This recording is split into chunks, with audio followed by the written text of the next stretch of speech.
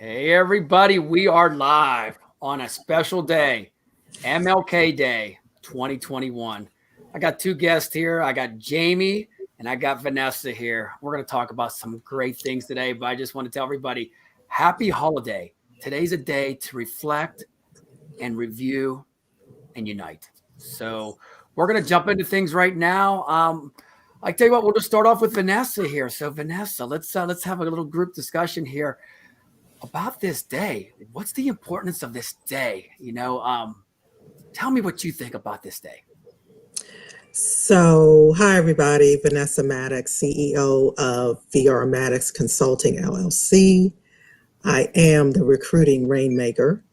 And when I was 16 years old, I went to work on Capitol Hill in the Capitol building. And when the insurrection happened last week, I was sitting in my family room watching it on TV, and I think I was in shock because I used to walk around that building as a kid after school job, delivering packages and gophering and getting lunches and coffee and whatever I used to do.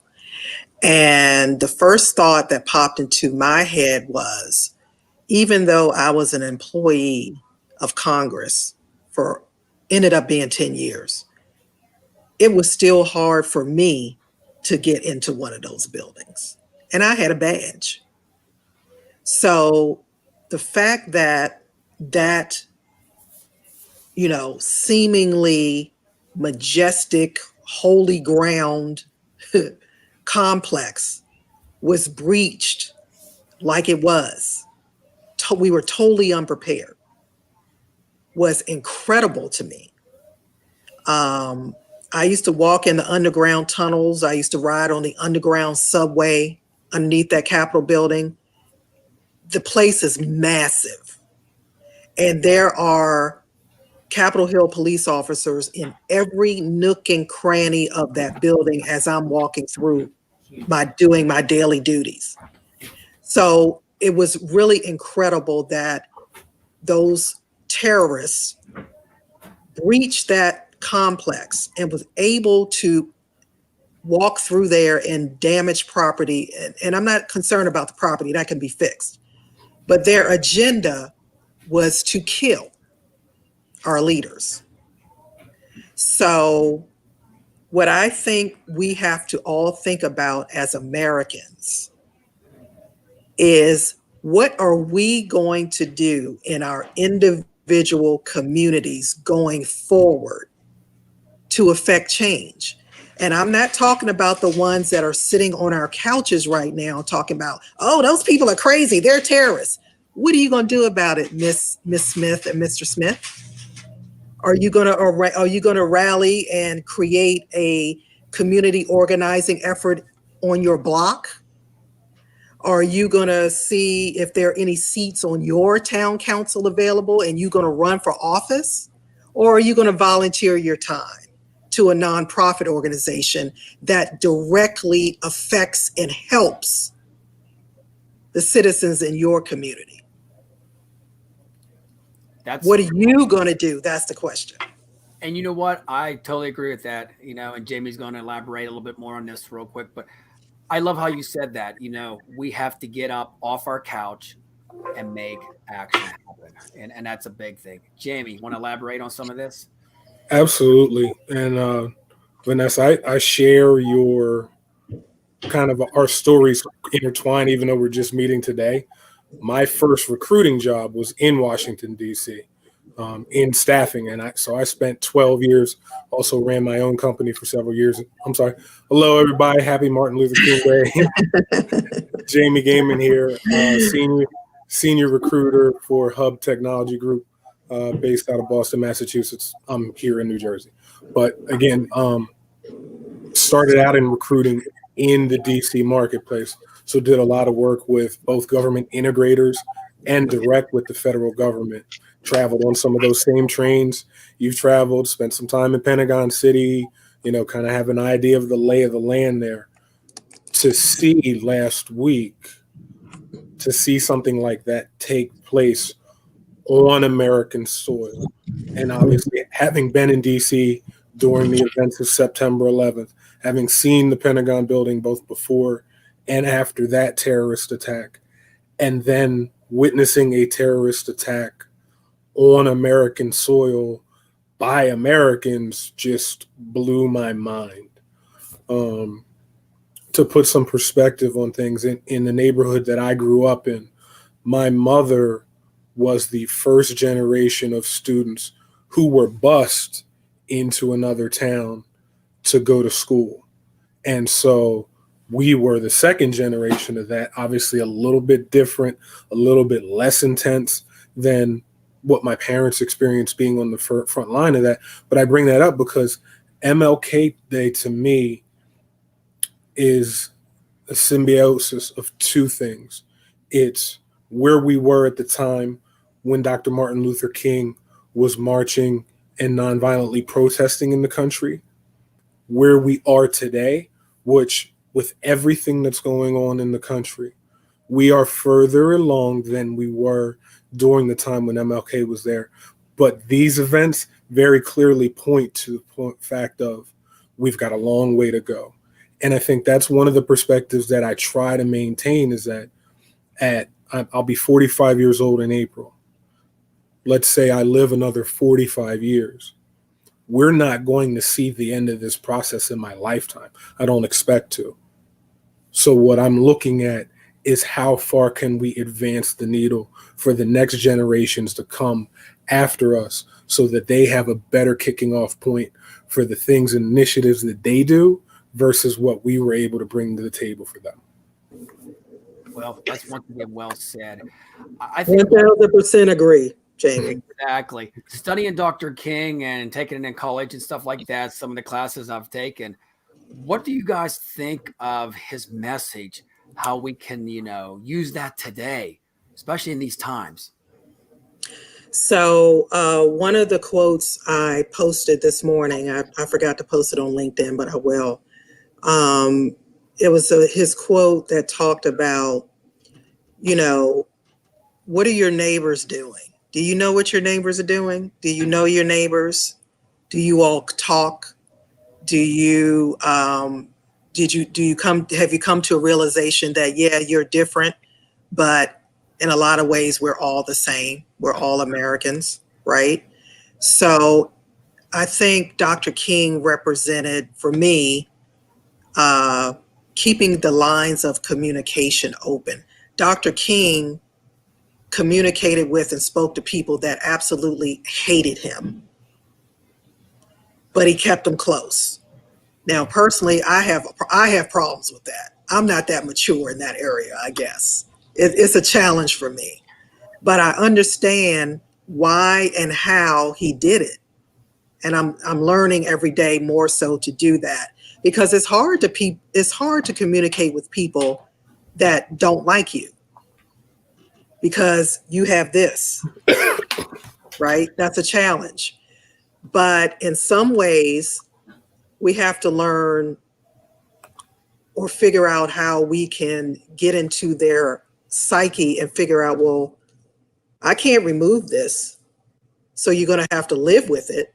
So what's the other problem? And I think that Dr. King's work brought a lot of that to the forefront. And, because he was a learned man, his thought process, transcended anything my little brain can process.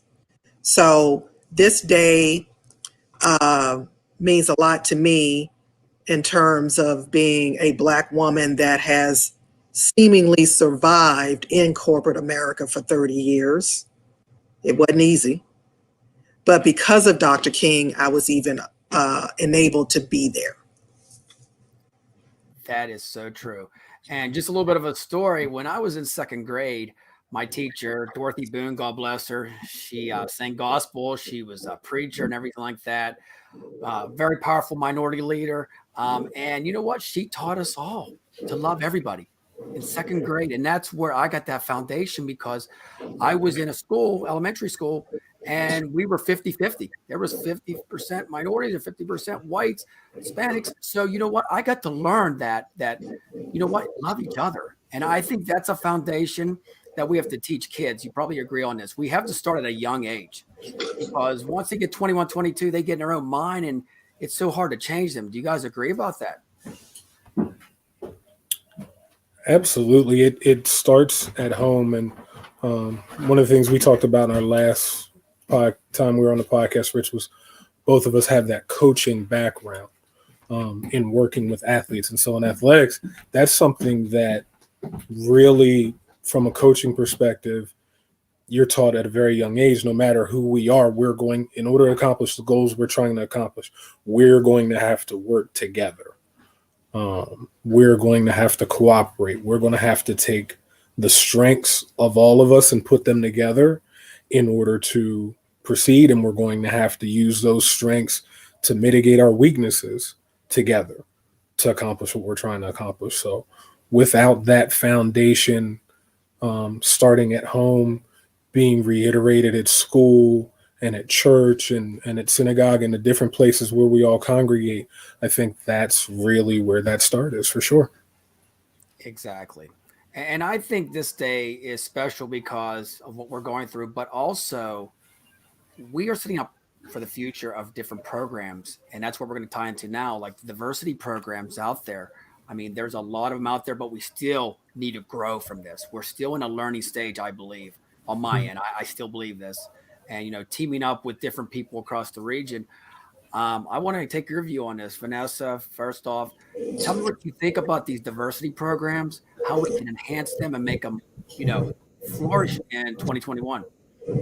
So the notion of diversity has been around since the Ice Age, right? So I think we have graduated from the notion of diversity to the notion of inclusion and equity. So if you ask me, I would knock the word diversity off of DEI and just have EI. Sorry, my husband was making noise in the back. Uh-oh. But I would drop the word diversity off because I think we've accomplished that in a lot of ways. But I would go with EI, equity and inclusion, because that inclusion piece is still not happening everywhere. And we know the equity part ain't. So that's where we have to focus our energies in the recruiting and TA field, in my opinion. Is there programs out there that you see right now that's stepping up and doing this? Because we want to educate people out there watching the show right now where they can go and maybe make an impact. I'll let Jamie answer that and then I'll come in. Thank you. I'll speak to just what we're doing in my company that I work with, and I'm fortunate. I'm in a situation that a lot of people don't have the opportunity to be in. I work with my original sales partner from when I started in the industry. He started a company maybe 12 years ago, and so during the course of that time, we've been in contact, you know, a lot throughout the years. But most recently, as everything started to transpire, his main conversation that he's had with me and that we've talked about is, you know, for him as a white man, I want to help, but I don't know where to start. What do I do? How do I engage? Who do I engage with? How do I even begin the process of finding people to engage with? So the first thing that was the most important to me was that he started to engage with me. And I'll take a step back for a second. Vanessa mentioned a quote from Dr. Martin Luther King. I actually posted one today as well. And this is the quote that I posted. He who passively accepts evil is as much involved in it as he who helps to perpetrate it. He who accepts evil without protesting against it is really cooperating with it. And so I think a lot of times we have people and we try to put people in these black and white areas, but really there's shades of gray, right? So there's people who are just out and out dyed in the wool racists. They very easily identify themselves. There are people who share those tendencies, but keep them to themselves. And then there are people who are freedom fighters. But then there are people who share those tendencies, but don't say anything either.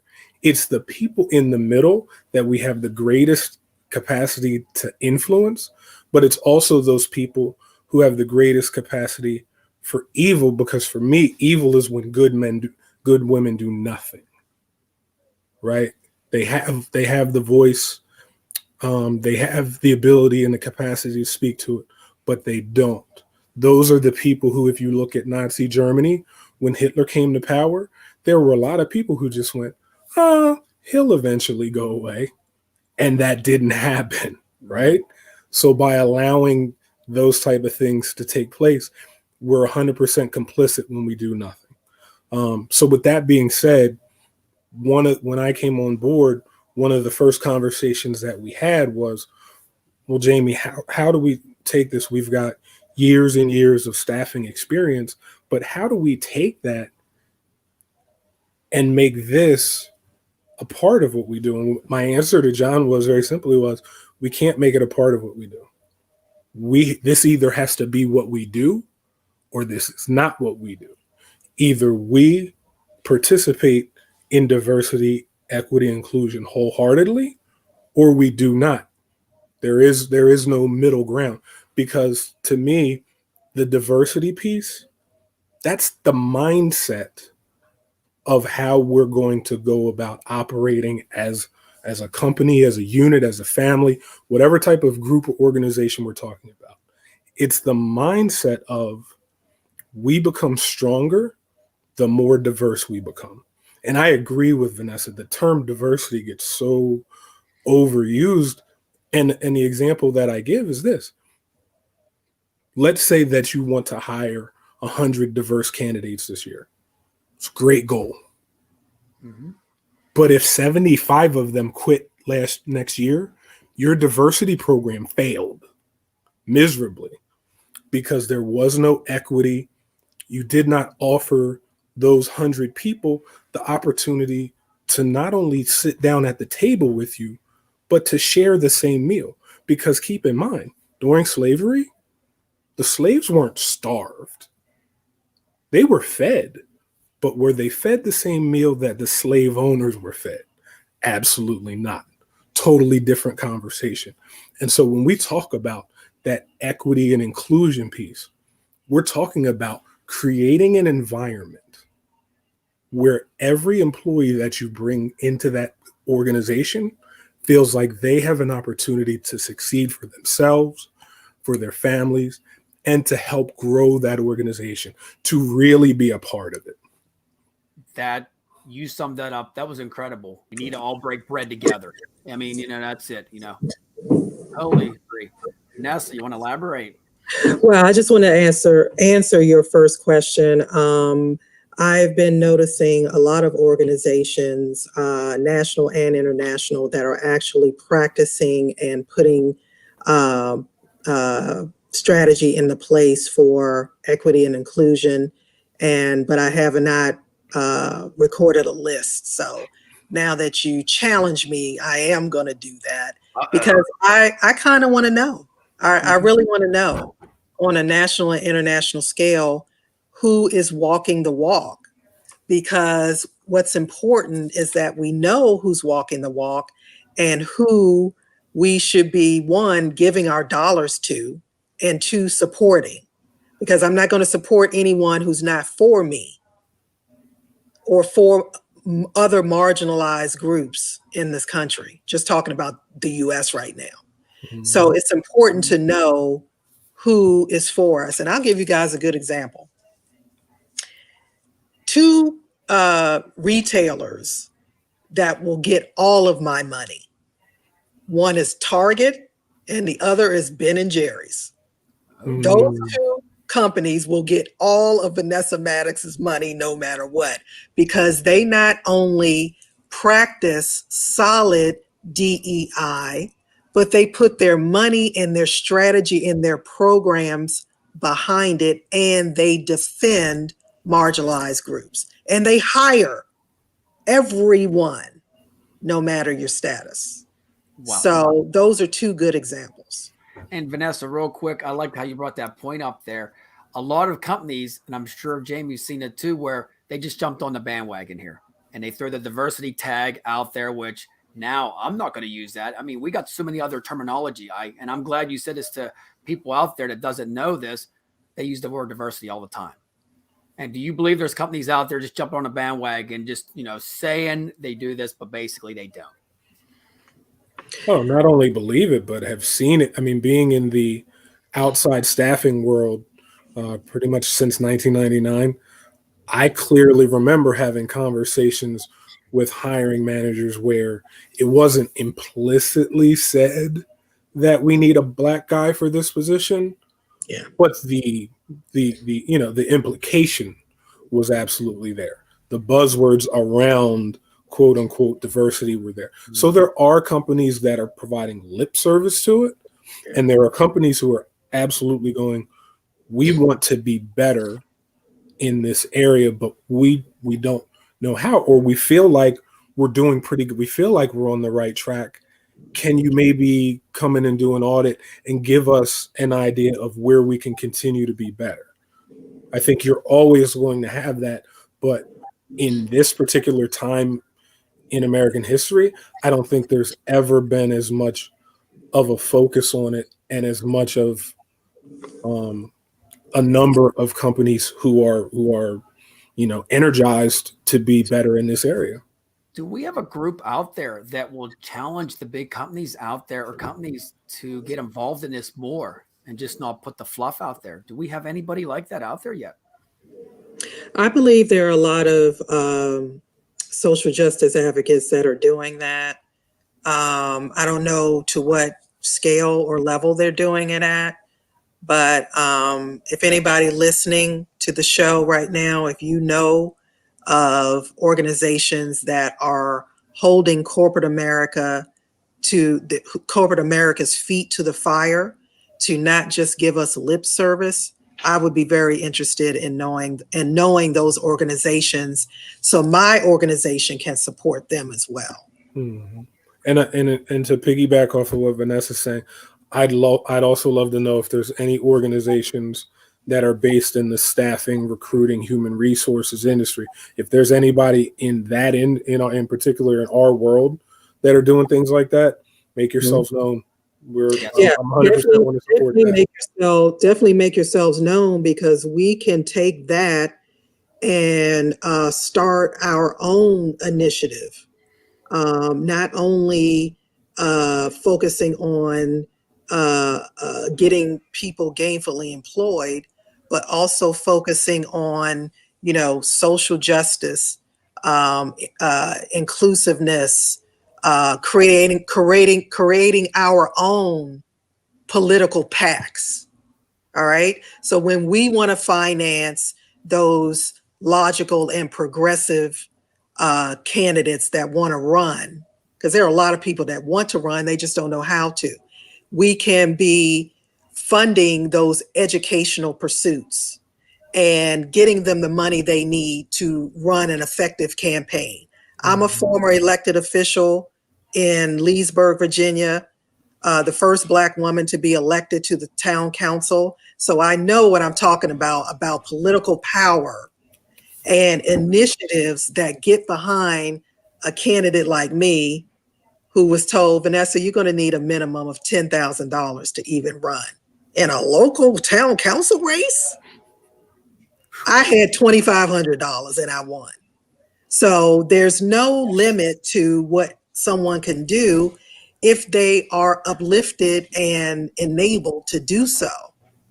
So if we were to start a group of TA and recruiting professionals, HR professionals, then we would have a lot in our toolbox to do that, and we can do it. Absolutely. Hey, I'm in. Let's do it. Jamie, you ready to rock and roll with this? I love the idea, because I think in our industry, we need to know the sayers out there. Join us. That's it. That's it. The people who are willing to take action, and Vanessa, I mean that's amazing to take $2,500 in Leesburg, Virginia, and turn that into a voice and turn that into an opportunity. I mean, that's incredible. And what that tells everybody out there, if you want to run for a political You position can do it. like that, you don't need the big money. You don't need all this money from corporate and handshakes. You can do it the Vanessa way. 100%. And I came out of nowhere. I wasn't even intending to run. I knew I would run one day, but not back in 2017. It wasn't even on my radar, you know. But the point of the matter is, if I can do it with nothing, you can do it. And once you have a great engine behind you, because we all need help. So I just encourage everyone to just think about what you can do in your community, plan it, write it down, and then get some people to join you and just do it. Don't wait. Don't hesitate. That is so true. And by the way, Vanessa, I'm going to take you up on them tips, because if I ever run one day, which it's in my head all the time, you know, we need good people out there. I'll be tapping into your resources and your knowledge, because you are one of the best at it, you know. And thank you. And I encourage you to do so, Rich. Stop thinking about it, put it down on paper, and just do it. Jump in the pool, man. So that's a challenge, right? Is that a challenge? I am challenging you 1,000%. Then you got it. The flag behind me. One day I'm going to run. Sooner than later. But we're going to wrap things up here and just talk about the future. You know, Vanessa, a little bit about that. Jamie, you want to elaborate about moving forward now? This day's passed. You know, it's great. We're celebrating it. But now we got the rest of the year and moving forward. This is going to be a challenging year. I'm just telling everybody, it's like a surfboard. We're riding the wave and it's not over yet. How are we going to get through this? And what do you see the future's like? For me, just like Vanessa is saying, so from a grassroots level, it's wonderful to want to run for elected office, to be a senator or be in a House of Representatives. But there are local offices in the town you live in that need people right now. And honestly, for me, I feel like my greatest ability to have an impact is in my local elections and in my local marketplace where I'm from. So I take that attitude and I take it towards going forward for the year. One thing that I'm focused on is having conversations with communities and with people that, when we're caught up in the regular work world, when we're not all on stay-at-home orders, I might not necessarily have conversations with. Growing up here in the Cherry Hill, New Jersey area, I have a lot of friends in the Jewish community. And while we talk, being able to really sit down and talk about where I'm coming from, where they're coming from, have that level of empathy to be able to relate to each other, understanding both our similarities and our differences, but how we can work together to make this a better area for everyone. Those type of conversations then go to make our country stronger. And then those type of conversations taken at a national level go to make our world stronger. But it starts with just having those conversations. Again, back to the quote that I quoted from Dr. Martin Luther King, right? Part of it is that when I see a problem, as a man, as a human being, as a Christian, when I recognize a problem, I may not be responsible for that problem, but once I see it, I'm responsible for helping to solve it. I can't just sit there and let it continue. So it starts with having those individual level of conversations and then growing the conversation as big as we possibly can. So for me, I still believe in our future. I still believe we have a bright future, but it comes down to that level of personal accountability, to seeing the problems in your neighborhood, in your community, and not turning a blind eye to them, but becoming a part of the solution to help fix them. 100%. Totally agree. And I think one of the big things is we have to engage our neighbors too. Don't be shy about talking about conversations like we are now, because we're different races and stuff like that. Pick people's brains. I love that, to have conversations so we can unite, because I think that's a big foundation. We need to learn about each other first, build from that. Vanessa, go ahead. That's exactly right. Jamie said a key word that I'm always screaming at the top of my lungs, and that is accountability. Accountability. All right. We have a tyrant that's leaving in 2 days, and in 4 years, we were unable to hold him accountable in a lot of ways, except for the Supreme Court or judges. They held him accountable this much. But accountability is key right now. Well, it always has been, but even more so profound right now. If I'm in public office and I'm doing something that the people don't want or need or ask for, then I expect to be held accountable. And I expect when I'm held accountable that my thought processes should be such that I'm able to say, well, I need to think about this because, a lot of people are upset about that decision and maybe it wasn't the right thing to do. But when you go against the people and you say it's my way or the highway and you are defiant, you see how that works out for you. So accountability is definitely what we need. Hey, Rich, I want to jump in on one thing because it's always at the forefront of my mind. It's this last thing. I'm just going to say 2 words: term limits. Term limits. If you want to increase accountability among politicians, you let them know that this is not a lifetime appointment. Did you just read my mind? Probably. Yes. Probably. And after you get out, then you go back to a civilian job and work and give back to the community if it's opening up the United Way or whatever. Politicians should not be career politicians. We need to keep going and change. Thank you, Jamie, for saying that. I've been saying it for days and years. 12, 16 years we'll give you. 12 years, at least a decade, and then it's time for somebody else to come in. Yeah. Totally agree. Any final words, Vanessa or Jamie, before we log off here for the day and enjoy? My final words are, my fellow Americans, we have more in common than we have difference. And let's start having these crucial, difficult situations in our own communities. And remember, all politics is local or local. Everything we do every single day is political. Where you get your car washed, where you get your dog washed, where you get your hair cut, where you buy your car. It's all based in politics. So I don't want to hear, well, Vanessa, I don't get involved in politics. Yes, you do, every day. So do your own research.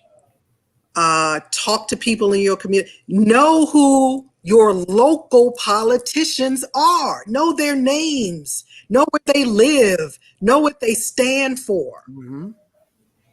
That's the key.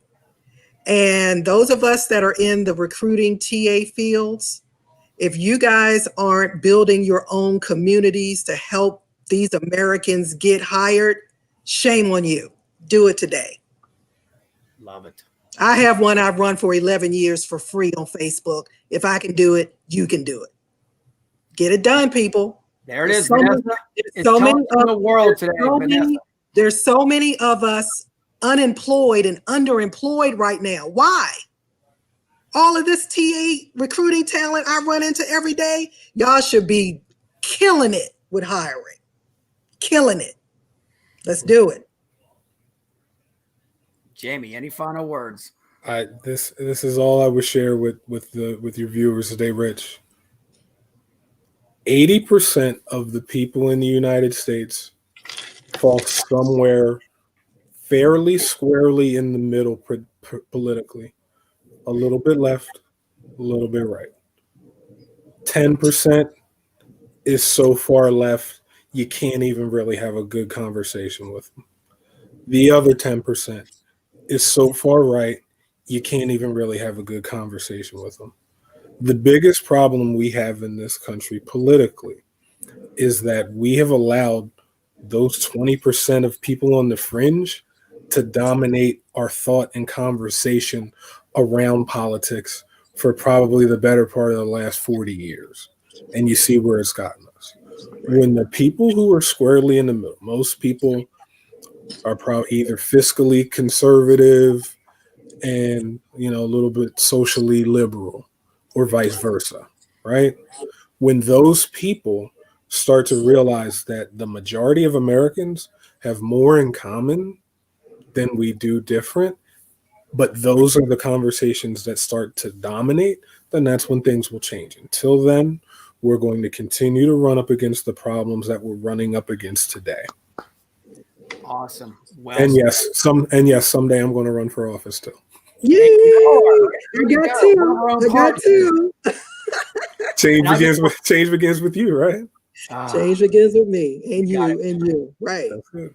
And I just want to wrap things up by saying, you know what? I think we summed it up. Communicate with your friends, communicate with strangers, get to know them, and then we can build a better foundation. We got a new string coming in a couple of days with a new president. So you know what? Let's all make an impact and follow and lead. You know what I mean? Do both. Follow by example, lead by example. Let's get it done, guys. But once again, I want to thank you, Vanessa, Jamie, for coming on this special day. Everybody out there, please check this out. If you get a chance, subscribe to my Facebook or my YouTube. Hey, it's always good. We're all here for positive stuff. 24/7. It's all about positive. I love everybody out there. Just like I love you guys. You're part of my family now. You've been on my show twice. You'll be on more and more and more as we build this snowball, this group for recruiters and everything. I'm excited. But just enjoy your day, everybody out there. Enjoy your day. Reflect, relax, and recharge, and get ready for tomorrow. And let's go for it together. Thanks, Rich. Thanks, Jamie. Take care, guys. Thanks for having us.